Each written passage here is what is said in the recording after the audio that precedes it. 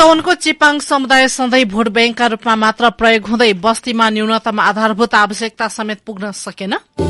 पछिल्लो समय बाह्य पर्यटकको संख्यामा वृद्धि भए पनि पर्यटन क्षेत्रमा नकारात्मक प्रचार बढ्दो, वायु प्रदूषणले समेत पर्यटन क्षेत्र प्रभावित बन्दै। प्रधान न्यायाधीश नियुक्तिका लागि बोलाइएको संवैधानिक परिषदको बैठक निष्कर्षविहीन, नेताहरूका आफ्नो अडान कायमै। चीनलाई उछिन्दै भारत विश्वको सबैभन्दा बढ़ी जनसंख्या भएको देश बन्न सफल, भारतको जनसंख्या 1 अर्ब 42 करोड़ 87 लाख बढ़ी पुग्ने राष्ट्रसंघको प्रक्षेपण। र एसीसी मेन्स प्रिमियर कप क्रिकेटमा आज संयुक्त अरब इमिरेट्स, यूएई र ओमान विजयी। नमस्कार, कान्तिपुर डायरीका साथमा साथी नवीन र म पार्वता। समाचार अब विस्तारमा। भौगोलिक विकटताका कारण विकासको पूर्वाधारको हिसाबले चितवनका चेपाङ समुदाय निकै पछाडि छन्। शिक्षा, स्वास्थ्य, सड़क, बिजुली, स्वच्छ खानेपानीको सुविधा र रोजगारी चेपाङ समुदायसम्म अझै पुग्न सकेको छैन। गाउँमा बिजुलीका खम्बा गाडिए पनि बत्ती बाल्न सकेको छैन। हरेक निर्वाचनमा चितवन 2 का चेपाङ समुदायलाई उम्मेद्वारहरूले भोटका लागि प्रयोग गर्दै आएका छन्, तर उनीहरूको जीवनस्तर उकास्न खासै चासो देखाएको पाइँदैन। एक रिपोर्ट। चितवन 2 का शहरी क्षेत्रमा उपनिर्वाचनको चहल पहल बढे पनि पहाड़ी भेगतिर खासै रौनक छैन। सबै दलका उम्मेद्वारहरू शहर केन्द्रित चुनावी प्रचारमा केन्द्रित हुँदा गाउँतिर चहल पहल कम छ। पहाड़ी भेगमा जाने फुर्सद उम्मेद्वारहरूले जुराउन सकेका छैनन्। भोट नै माग्न नआउने उम्मेद्वारहरूबाट आफ्ना समस्या सम्बोधन होला भन्ने आशा समेत मरेको त्यहाँका मतदाताहरू बताउँछन्। क्रमागत रूपमा भएका र जेनतेन हुँदै गरेका हरेक विकासका गतिविधिमा गाउँलेहरू यहाँको बाटोघाटो, खानेपानी, शिक्षा तथा स्वास्थ्य मुलुकका अन्य विकसित जिल्लाहरूमा जस्तै भइदिए हुन्थ्यो भन्ने अपेक्षा राख्छन्। इच्छा कामना गाउँपालिका 6 का दिपेन्द्र चेपाङ भन्छन्, सक्दो चाहिँ मेन पानीको समस्या गरिदिन्थ्यो।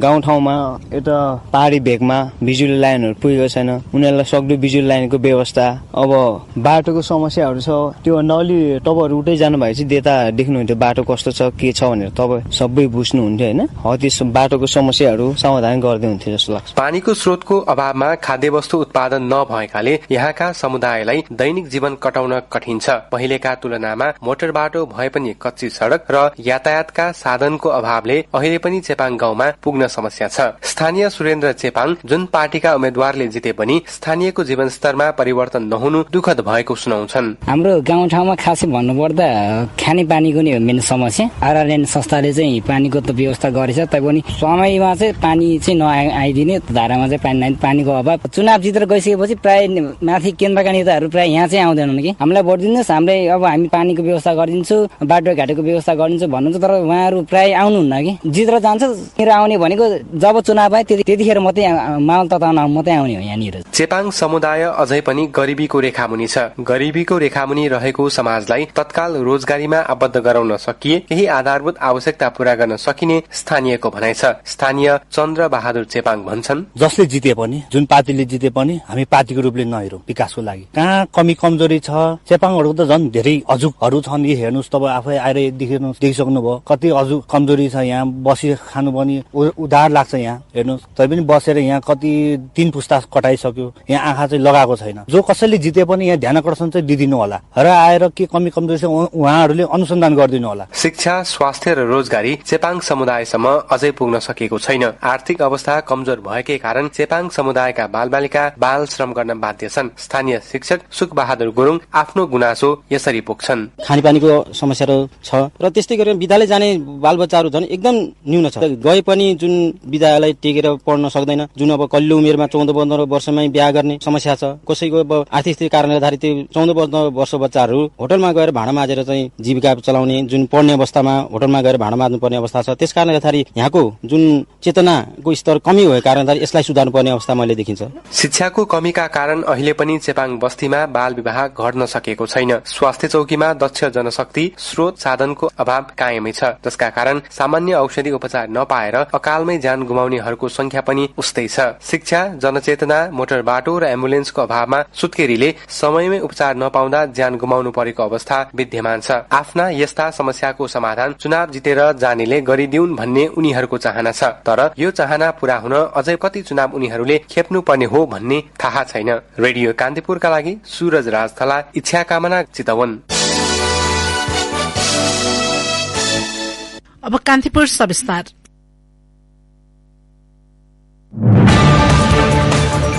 कान्तिपुर सविस्तार।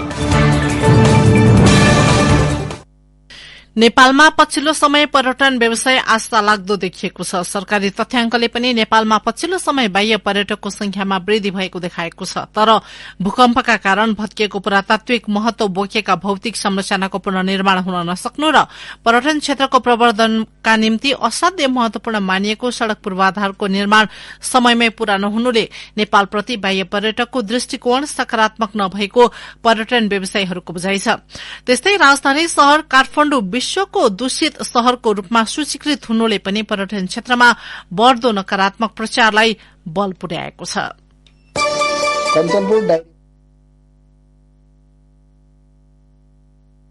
नयाँ वर्ष र दशक 2080 को आगमनसँगै पर्यटन क्षेत्र बौरिनेमा व्यवसायी आशावादी छन्। तथ्याङ्कले पनि नेपाल घुम्न आउने पर्यटकको संख्यामा बिस्तारै बढोत्तरी हुन थालेको देखाउँछ। सन् 2023 को मार्च महिनामा मात्रै 79,426 पर्यटकले हवाई मार्ग हुँदै नेपाल भ्रमण गरेको सरकारी तथ्याङ्क छ। नेपालका हिम श्रृंखलाको मनमोहक दृश्यमा रमाउन आउने पर्यटकका लागि यो समय उपयुक्त हो। तर बढ्दो प्रदूषणले मनमोहक दृश्यमा तुवालो लगाइदिएको छ। विगत केही दिनदेखि देशभरि लगातार रूपमा बढेको डढेलोको कारण वायु प्रदूषणको मात्रा तीव्र हुँदा यसको प्रत्यक्ष असर काठमाडौँ लगायतका शहरमा परेको वातावरणविदहरूको भनाइ छ। हावाको प्रदूषण मापन गर्ने एयर भिजुअल सूचक आईक्यू एयरले काठमाडौँलाई सर्वाधिक प्रदूषित शहरको सूचीमा सूचीकृत गरेपछि यसले पर्यटन क्षेत्रमा समेत प्रत्यक्ष असर पारेको वातावरणविद मदन कोइरालाको भनाइ छ। खास गरी हामी कहाँ उनीको पहाड़ अथवा हिमाल जस्तो प्राकृतिक सुन्दरता हेर्न आउने हो, त्यो देखिने अवस्था नहुँदा त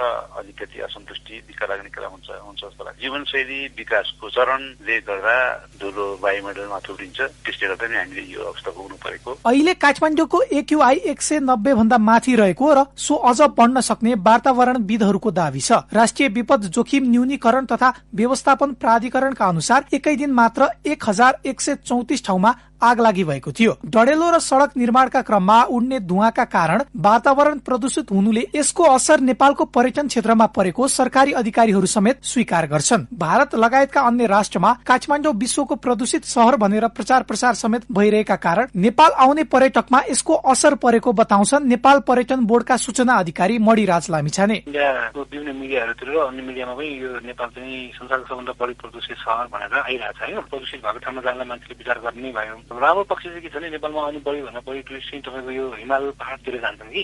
काठमाडौँमा आजकल पछिल्लो ट्रेन हेऱ्यो भने र यो सिजनको टाइम हेऱ्यो भने त्यसमा चाहिँ के देखिन्छ भने हेर्न यस बेलामा चाहिँ काठमाडौँ 1 or 2 नाइट बसेर अब उनीहरू चाहिँ आफ्नो गन्तव्यतिर कोही पोखरा कोही चितवन अथवा चाहिँ कोही जग्गाको भन्नु 10 दिनको ट्रेकिङ 5 दिनको ट्रेकिङ अथवा एक्सपिडिसन पनि जाने बेला अब सुरु हुन लाग्यो। चहल पहल काठमाडौँ भन्दा बाहिर चाहिँ अहिले पछिल्लो समयमा र यो सिजनको टाइममा पर्टिकुलरली धेरै व्यवसायहरूसँग कुरा गर्दा भनौँ यो ट्रेकिङ एक्टिभिटिज अथवा राफ्टिङ एक्टिभिटिज अथवा अरूको तपाईँको जङ्गल एक्टिभिटिजको लागि बाहिरतिर निस्किरहनु भएकोले कम असर परेर देखिन्छ पर्यटनमा। तर समग्र रूपमा फेरि अब सबैजना काठमाडौँ नआइकन अन्ततिर जान नमिल्ने भएन, किनकि काठमाडौँ एयरपोर्ट मात्रै छ नि त हामीसँग। केही न केही रूपमा मान्छेहरूले चाहिँ काठमाडौँमा ट्राभल गर्नुभन्दा अगाडि एकपटक विचार गर्नुपर्ने स्थिति चाहिँ बनेको छ। भारतबाट गत मार्च महिनामा मात्रै 25,911 पर्यटकले नेपाल भ्रमण गरेका छन्। अझ नेपालमा हवाई मार्ग भन्दा पनि बढी सड़क मार्ग हुँदै भारतीय पर्यटन भित्रिने गर्छन्। भारतीय पर्यटक विशेष गरी काठमाडौँ स्थित पशुपतिनाथको दर्शन गर्न आउने गर्छन्। यसले गर्दा भारतीय मीडियाहरूले नेपालको राजधानी काठमाडौँलाई प्रदूषित शहरको रूपमा प्रचार गर्दै गर्दा यसको सीधा असर नेपालको पर्यटन क्षेत्रमा पर्न जान्छ। अझ सड़क मार्गको पुनर्निर्माणको काम समयमै सम्पन्न नहुँदा नेपालमा सड़क मार्फत यात्रा गर्ने आन्तरिक र बाह्य पर्यटक दुवैले उत्तिकै शास्ति खेप्नुपर्ने बाध्यता छ। सोही कारणले पनि पर्यटन क्षेत्रमा असर पुगेको छ भन्छन् होटल संघ पोखराका अध्यक्ष लक्ष्मण सुवेदी। धेरै मान्छेलाई यति धेरै खतमै छ बाटो भन्ने कुरा थाहा छैन, तर उहाँहरू आउँदाखेरि पाएको दुःखले गर्दा फेरि झट्टै फर्केर आउने अवस्था भएन। त्यो बाटो बनिन्छ पोखरा आउने पर्यटकहरू लगभग 40% भन्दा बढी रिपिट पर्यटकहरू हुन्छन् हैन, आइराख्नेहरू हुन्छन्। बाटो खतम गर्छ भन्ने गुनासो चाहिँ आयो।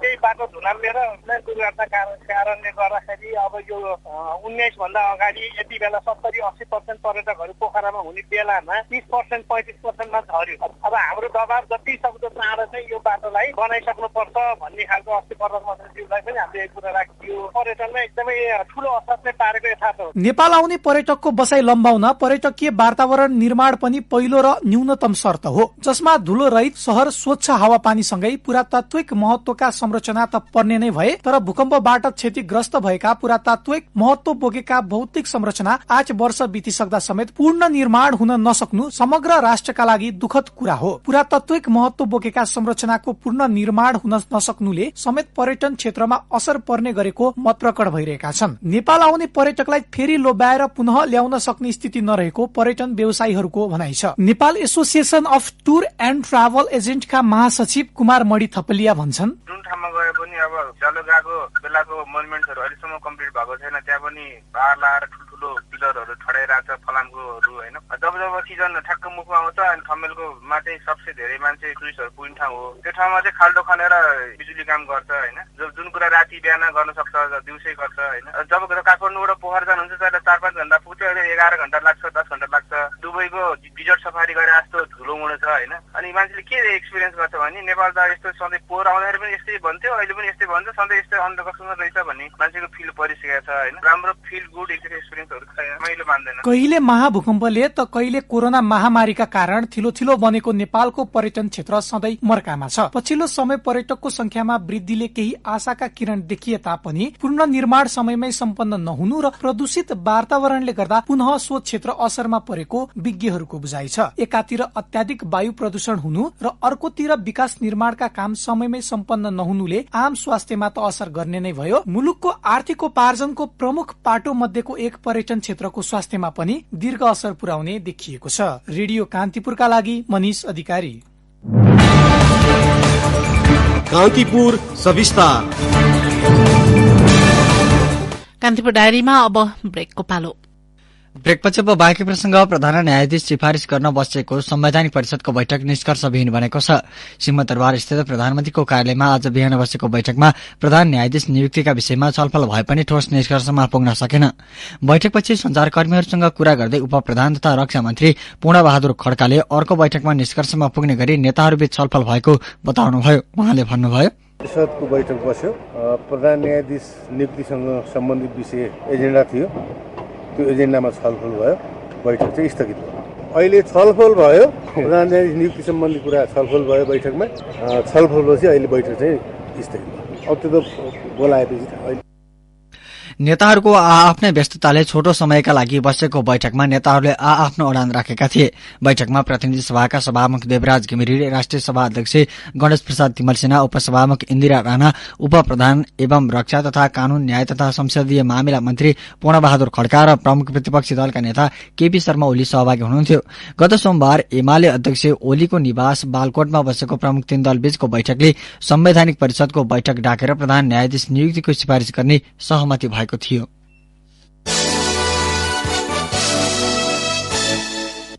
राष्ट्रपति रामचन्द्र पौडेलको भारतको राजधानी नयाँ दिल्ली स्थित अखिल भारतीय आयुर्विज्ञान संस्थान एम्समा उपचार शुरू भएको छ। राष्ट्रपति पौडेललाई एम्सको भिआईपी आईसीयूमा राखेर उपचार शुरू गरिएको हो। उहाँलाई उच्च सुरक्षासहित एम्स पुर्याइएको थियो।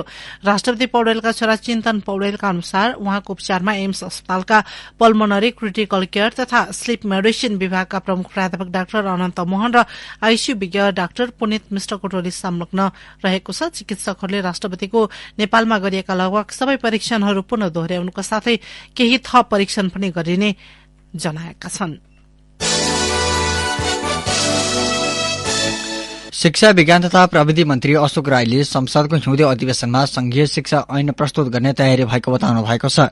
शिक्षा पत्रकार सञ्जाल इजोनका प्रतिनिधिसँग आज मन्त्रालयमा भएको भेटमा मन्त्री राईले सो ऐनको मस्यौदा हाल अर्थ मन्त्रालयमा विचाराधीन रहेको तथा आगामी वर्षीय अधिवेशनमा संसदमा प्रस्तुत गर्ने बताउनु भएको हो।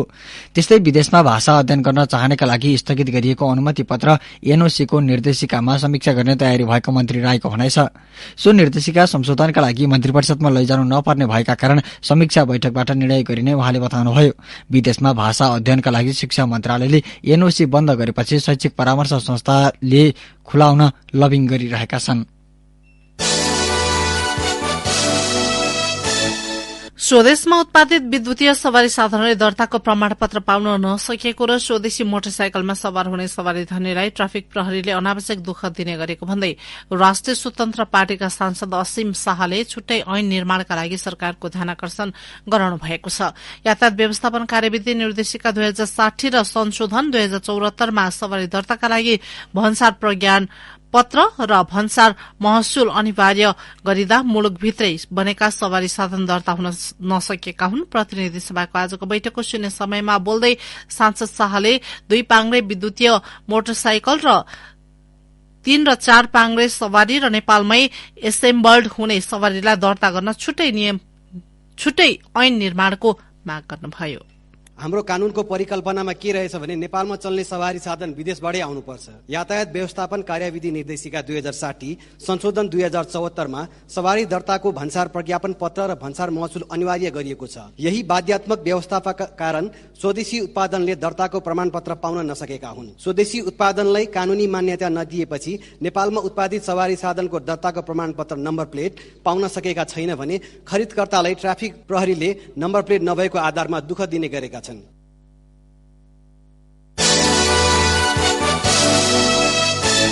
सरकारले वृहत खोप अभियान सञ्चालन गर्ने भएको छ। राष्ट्रिय स्वास्थ्य शिक्षा सूचना तथा संचार केन्द्रले सूचना जारी गर्दै यही वैशाख 15 र 31 गते 2 दिन देशभरका सबै सरकारी स्वास्थ्य संस्थाबाट नियमित खोप छुटेका 5 वर्ष मुनिका सबै बालबालिकालाई नियमित खोप दिइने जनाएको छ। खोप अभियानमा जन्मने बित्तिकै लगाइने बीसीजी, 6 हप्तामा लगाइने रोटा, पोलियो, पीसीभी, डीपीटी, 10 हप्तामा लगाइने, 14 हप्तामा लगाइने, 9 महिनामा लगाइने तथा 12 महिनामा लगाइने र 15 महिना लगाइने खोप लगाइने सूचनामा जनाइएको छ। नजिकैको स्वास्थ्य संस्थामा गई आफ्ना बालबालिकालाई छुटेका नियमित खोप लगाउन केन्द्रले आग्रह गरेको छ। यसैबीच मन्त्रालयले 6 देखि 59 महिना उमेरसम्मका बालबालिकालाई भोलि पनि भिटामिन ए र जुकाको औषधि खुवाउँदैछ। नजिकैको स्वास्थ्य चौकीमा महिला सामुदायिक स्वास्थ्य स्वयंसेवीका मार्फत आफ्ना बालबालिकालाई भिटामिन ए र जुकाको औषधि खुवाउन मन्त्रालयले आग्रह गरेको छ। कान्तिपुर डायरीमा अब कञ्चनपुर डायरीको पालो। कञ्चनपुर डायरीबाट भवानी भट्टको नमस्कार। कञ्चनपुरमा यति बेला कृषकहरूलाई गहुँ बाली भित्र्याउने चटारो छ।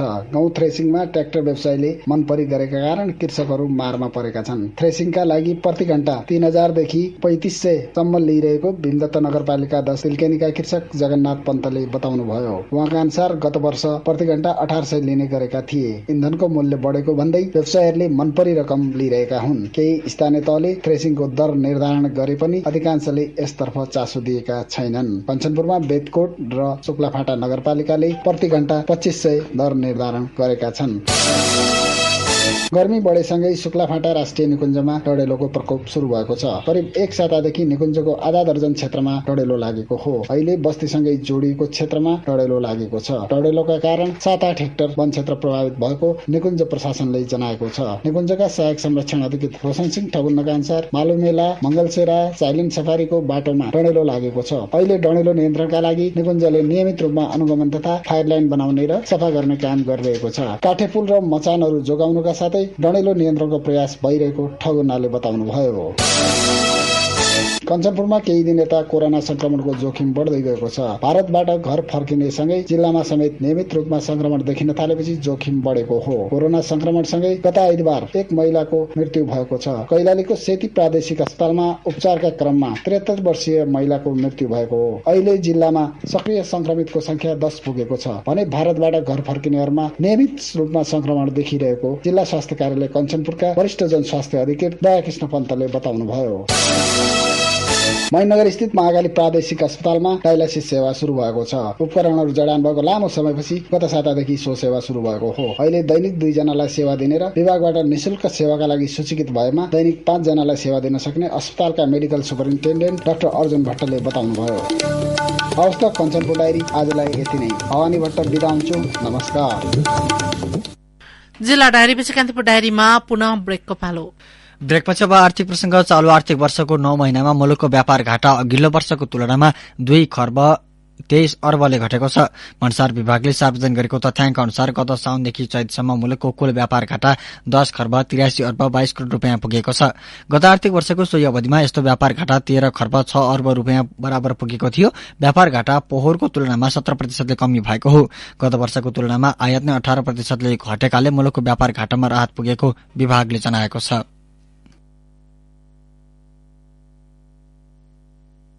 सुक्खा पहिरो खसेपछि सुनकोशी मरिन डाइभर्सन अन्तर्गत सुरुङ खन्ने काम रोकिएको छ।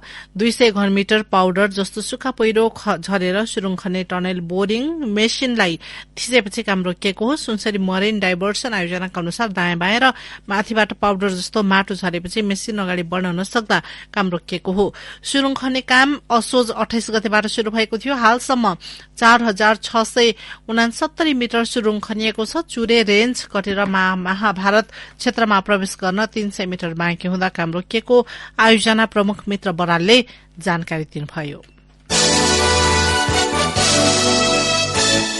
अब अन्तर्राष्ट्रिय प्रसंग चीनलाई उछिन्दै भारत विश्वको सबैभन्दा बढ़ी जनसंख्या भएको देश बन्ने भएको छ। संयुक्त राष्ट्रसंघले आज जारी गरेको प्रतिवेदनमा भारतमा यस वर्षको मध्यमा झण्डै 30 लाख बढ़ी जनसंख्या थपिने उल्लेख छ। संयुक्त राष्ट्र जनसंख्या कोष UNFPA को विश्व जनसंख्या प्रतिवेदनले भारतको जनसंख्या 1 अर्ब 42 करोड़ 87 लाख बढ़ी पुग्ने प्रक्षेपण गरेको छ। चीनको भने 1 अर्ब 42 करोड़ 57 लाख बढ़ी हुने UNFPA को प्रतिवेदनमा उल्लेख छ। गत वर्ष चीनको जनसंख्या 6 दशकमा पहिलो पटक घटेको थियो। भारतको वार्षिक जनसंख्या वृद्धि सन् 2011 यता औसत 1.2% रहेको छ। सरकारी तथ्याङ्क अनुसार अघिल्लो दशकमा भारतमा जनसंख्या वृद्धि दर 1.7% रहेको थियो। UNFPA को प्रतिवेदनले भारत, ब्राजिल, इजिप्ट र नाइजेरियामा सबैभन्दा बढ़ी जनसंख्या वृद्धि भएको उल्लेख गरेको छ। अब खेल प्रसंग एसएससी मेन्स प्रिमियर कप क्रिकेटमा आज संयुक्त अरब इमिरेट्स, यूएई र ओमान विजयी भएका छन्। यूएईले कुवैतलाई 143 रनले हराउँदै उपाधिमाथि दावेदारी प्रस्तुत गरेको हो। विकेट किपर वृत्ति अरविन्द र रोहन मुस्ताफाको शतकमा समबिएको यूएईले 2 महत्वपूर्ण अंक जोड्दै प्रतियोगितामा सुखद शुरूआत गरेको हो। जितको लागि 372 रनको विशाल विजयी लक्ष्य पछ्याएको कुवैत 36 ओभर 3 बलमा 228 रनमा अल आउट भयो। कुवैतका सैयद मुनिब सर्वाधिक 68 रनमा आउट भए। त्यस्तै परविन्दर कुमारले 53 रन जोडे। यी दुई बाहेक अन्य कुनै पनि कुवैतका ब्याटरले राम्रो प्रदर्शन गर्न सकेनन्। यूएईका जुनैद सिद्दिकले 7 ओभरमा 32 रन खर्चेर 3 विकेट लिए। कार्तिक मयाप्पनको नाममा 3 विकेट रह्यो। त्यसअघि त्रिवी क्रिकेट मैदानमा टस जितेर कुवैतले फिल्डिङ रोजेपछि ब्याटिङ थालेको यूएईले निर्धारित 50 ओभरमा 6 विकेट गुमाउँदै 371 रन बनाएको थियो। वृत्ति अरविन्दले 185 रनको विस्फोटक इनिङ खेले। त्यस्तै रोहन मुस्तफाले 118 रनको योगदान गरे। एक समय 3 विकेटको क्षतिमा 24 रनमा रहेको यूएईको इनिङ्सलाई विशाल योगफलमा पुर्याउन रोहन मुस्तफा र वृत्ति अरविन्दले 275 रनको साझेदारी गरेका थिए। त्यस्तै समूह ए मा ओमानले कतारलाई 40 रनले पराजित गरेको छ। मुलपानी स्थित क्रिकेट मैदानमा ओमानले दिएको 250 रनको लक्ष्य पछ्याएको कतार 47 ओभर 2 बलमा 209 रनमा अल आउट भएपछि ओमानले महत्वपूर्ण 2 अंक बटुलेको हो। कतारका मोहम्मद रिजलानले 43, खुर्रम शाहजादले 30, इमाल ल्याङ्गेले 27 र इकराम मुल्लाह खानले 26 रनको योगदान गरे। ओमानका बिलाल खानले 4 तथा जय ओडेरा र एकिब इलियासले समान 2 विकेट लिए। यसअघि पहिले ब्याटिङ गरेको ओमानले निर्धारित ओभरमा 8 विकेट गुमाएर 249 रन जोडेको थियो। उसका आयन खानले अभिजित 64 रनको इनिङ खेले।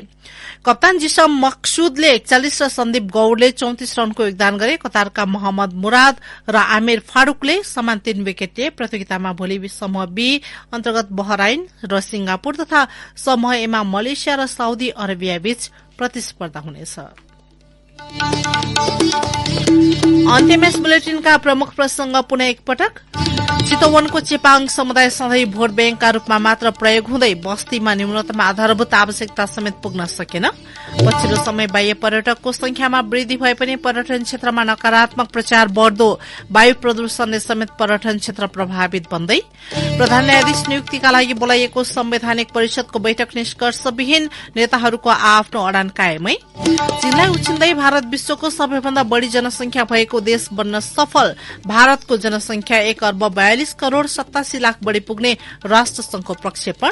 र एसएससी मेन्स प्रिमियर कप क्रिकेटमा आज संयुक्त अरब इमिरेट्स, यूएई र ओमान विजयी। हवस् त यिनै प्रसंगसँगै कान्तिपुर डायरीको यो बुलेटिन यही सकिन्छ। राति 8 बजे सेक्युरिटी एण्ड क्राइम डायरी हुनेछ। नवीन र म पार्वता आज्ञा माग्छौं। नमस्कार।